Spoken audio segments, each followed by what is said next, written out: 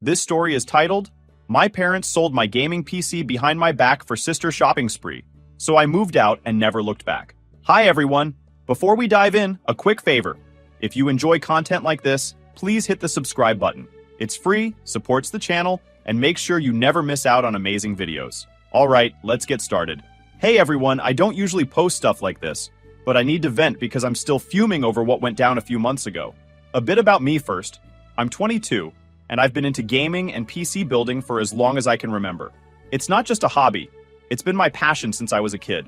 I've spent years saving up from part-time jobs, freelance gigs, and every birthday or holiday gift I could stretch to build what I called my dream rig, a custom $3,600 gaming PC. It wasn't just about gaming either. I used it for freelance graphic design, which helped me earn extra cash and learn some skills for the future. Now, let me introduce you to my family. My parents are the classic we know what's best types, but their definition of best usually revolves around my younger sister, Tiffany. Tiffany is 18 and has always been the golden child. If you've ever met someone who thinks the world revolves around them, that's her.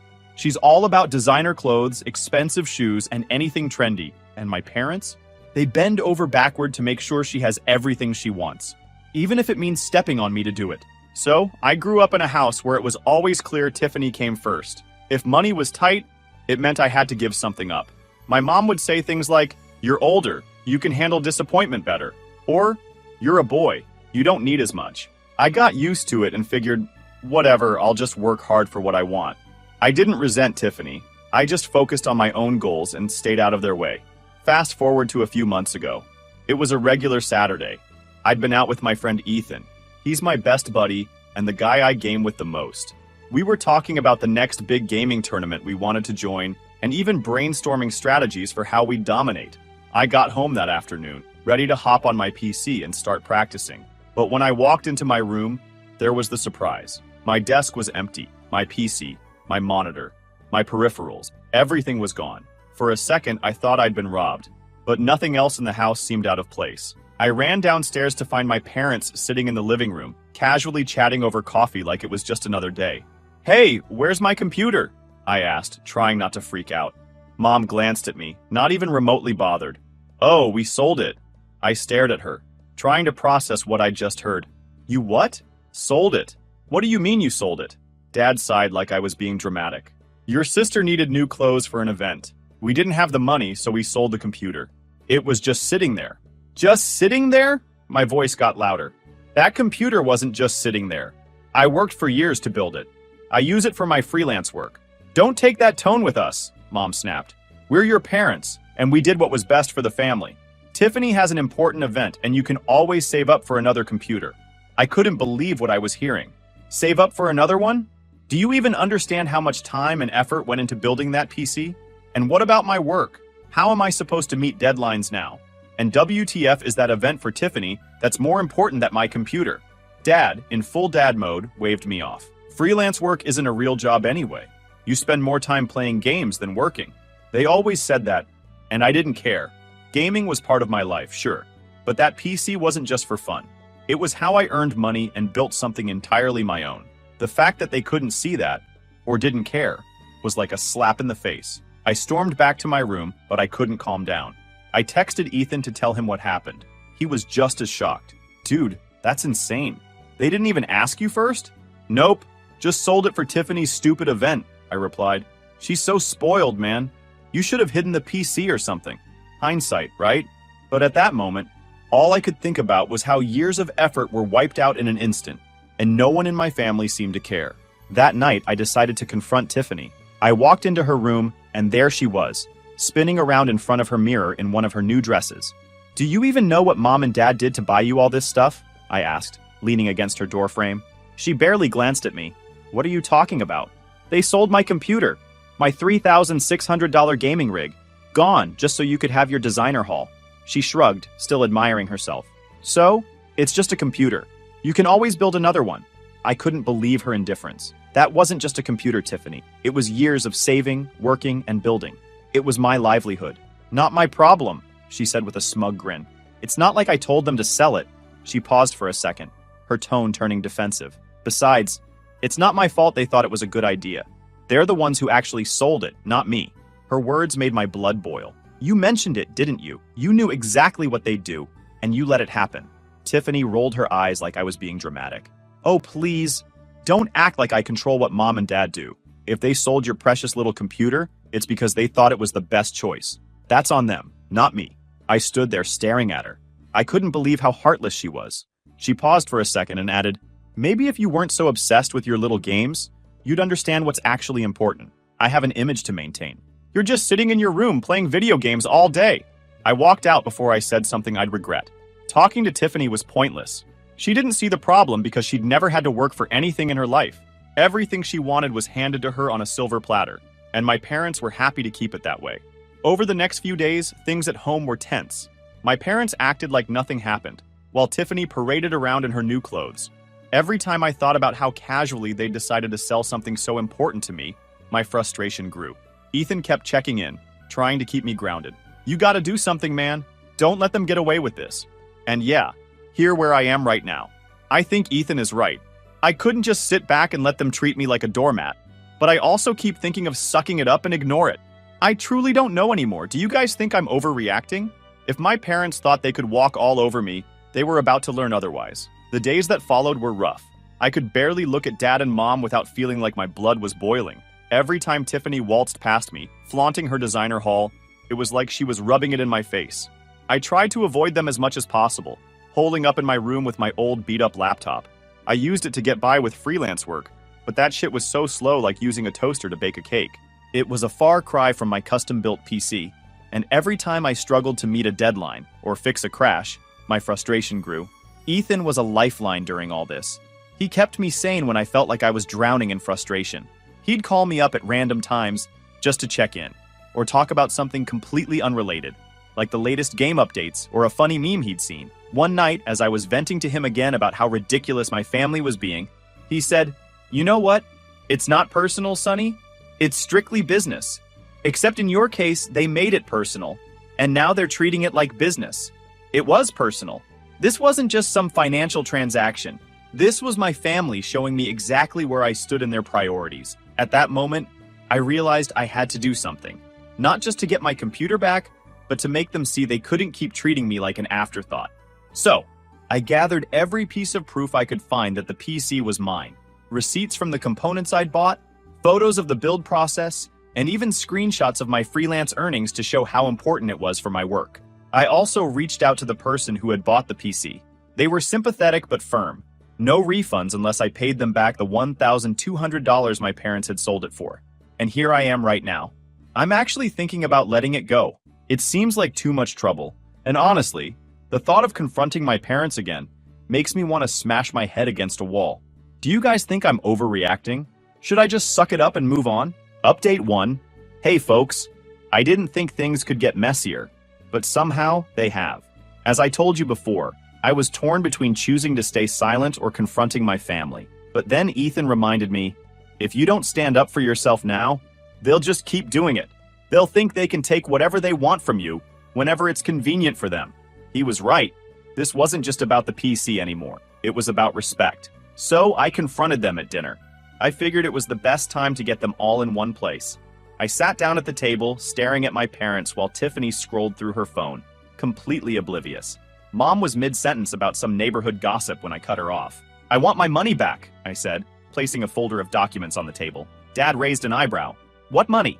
"The $1,200 you got from selling my PC," I said firmly. "I built that computer with my own money. Legally, it belongs to me. You had no right to sell it." Mom let out an exaggerated sigh, like I was a toddler throwing a tantrum.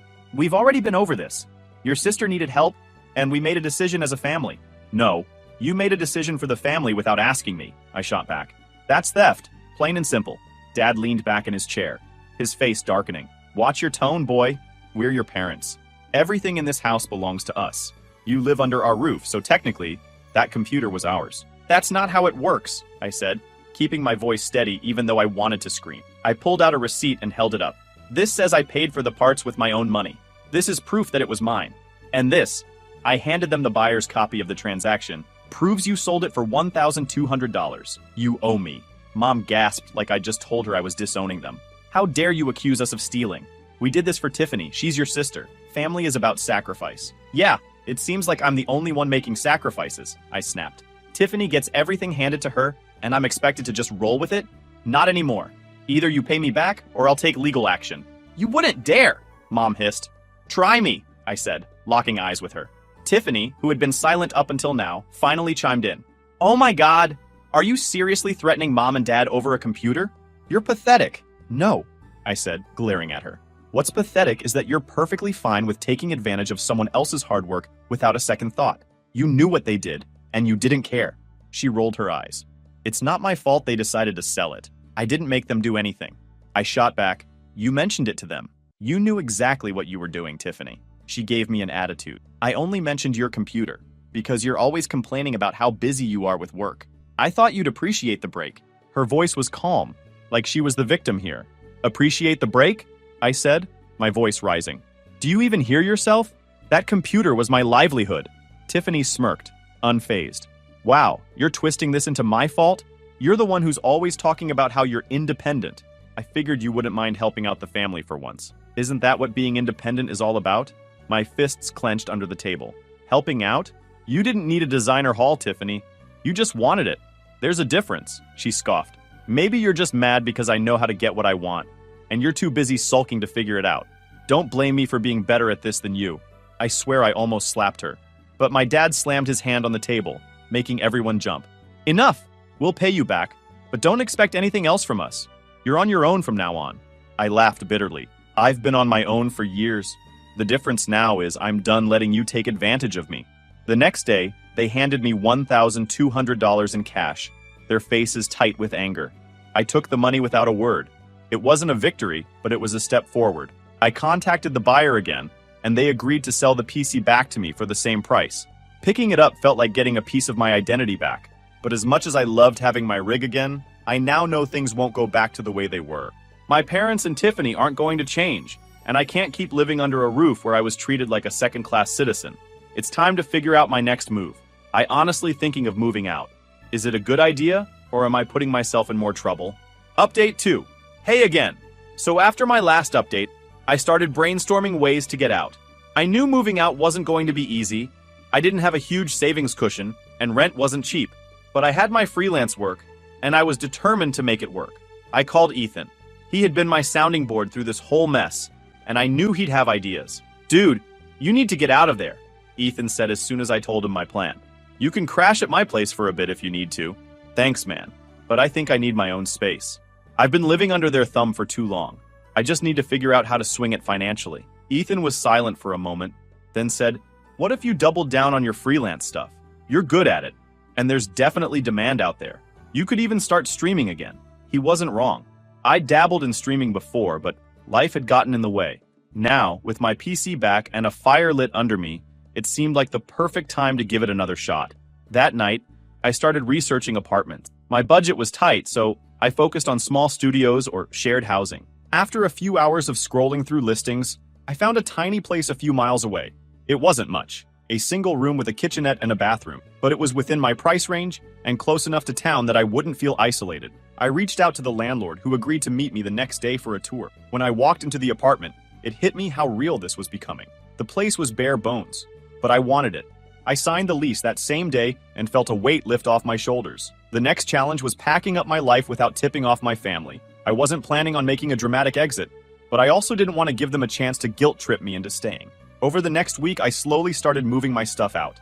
I'd take a box or two at a time and stash it at Ethan's place until I was ready to make the final move. Meanwhile, I dove headfirst into freelancing and streaming. I updated my portfolio, reached out to past clients, and even started advertising my services on forums and social media.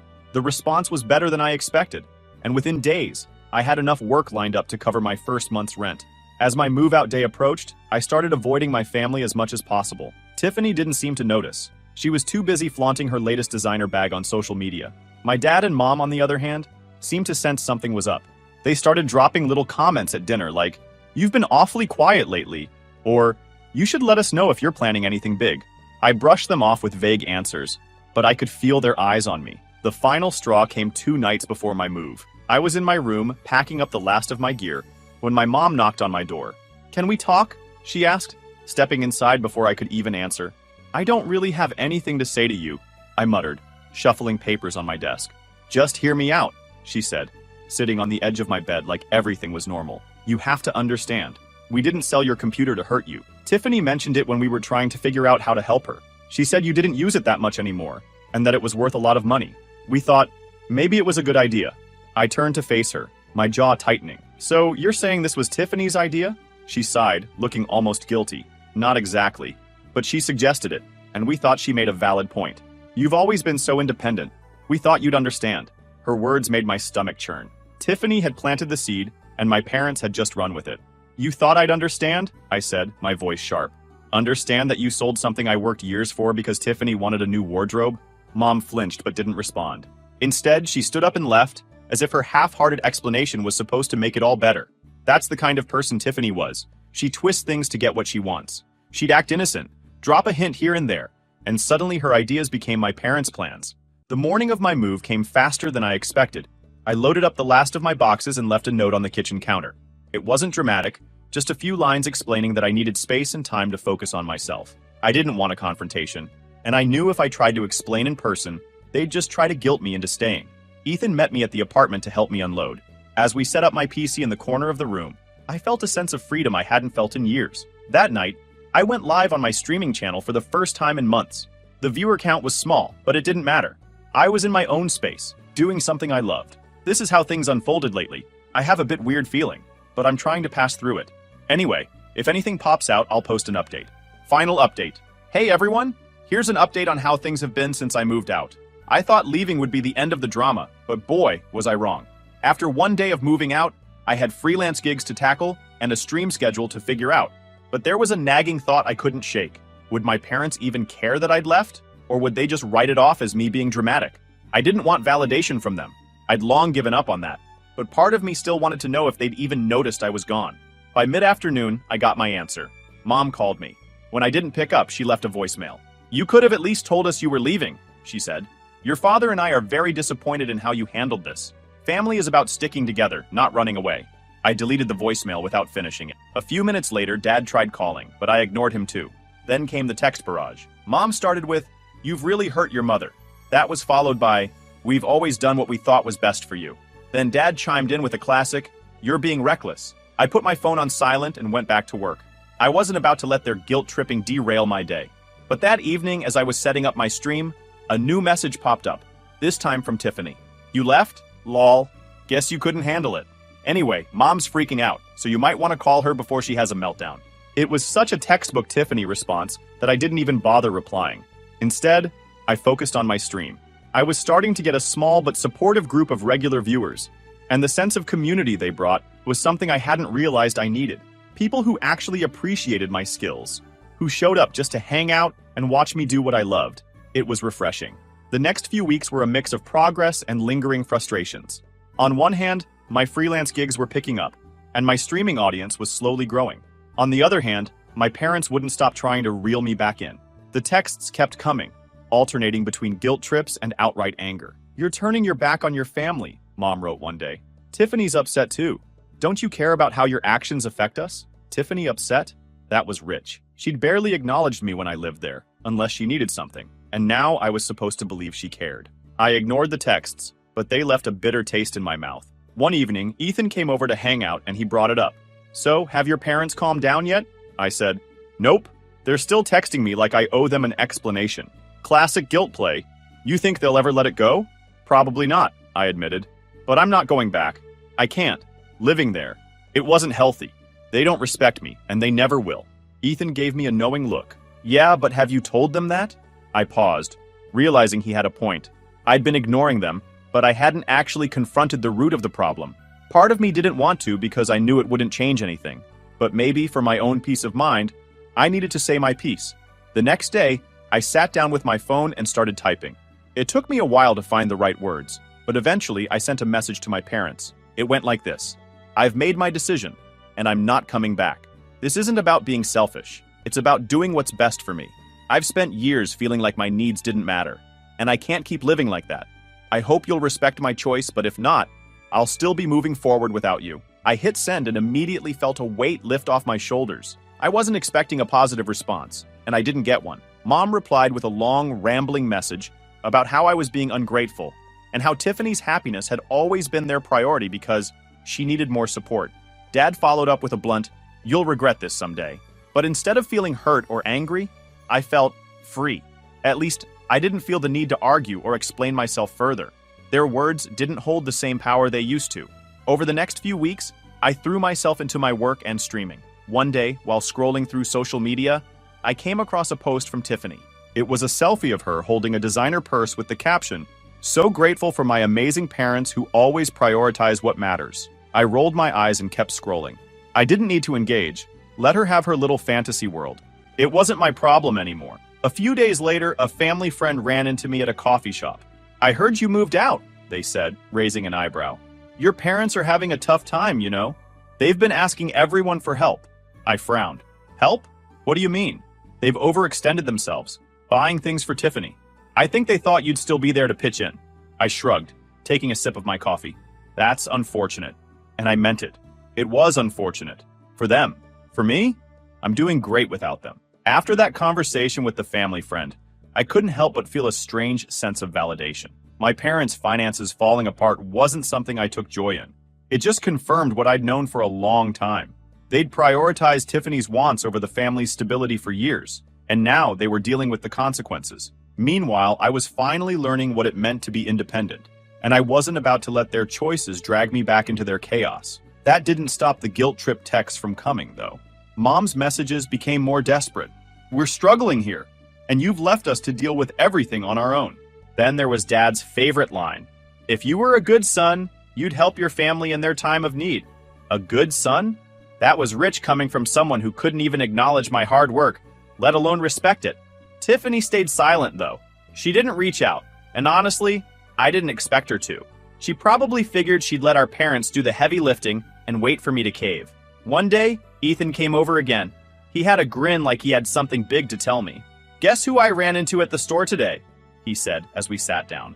"Who?" I asked, already knowing it was probably someone connected to my family. "Your mom," Ethan said, chuckling. "She cornered me by the frozen pizzas and went on this whole rant about how you've abandoned them. She even said you're being influenced by bad company, which I'm assuming is me." I rolled my eyes. "Of course she did. What did you say?" "I told her you're doing great, and maybe if they respected you more, you wouldn't have had to leave," Ethan said, smirking. She didn't take it well. I laughed, but inside it stung a little. Not because of what Mom said. At this point, I was used to her dramatics, but because it was another reminder of how little they understood me. They weren't upset because they missed me. They were upset because they'd lost control. A few days later, Mom sent another text. This one different from the others. "Your sister's birthday is coming up. We'd like you to come home for dinner." It would mean a lot to her. I stared at the message for a long time.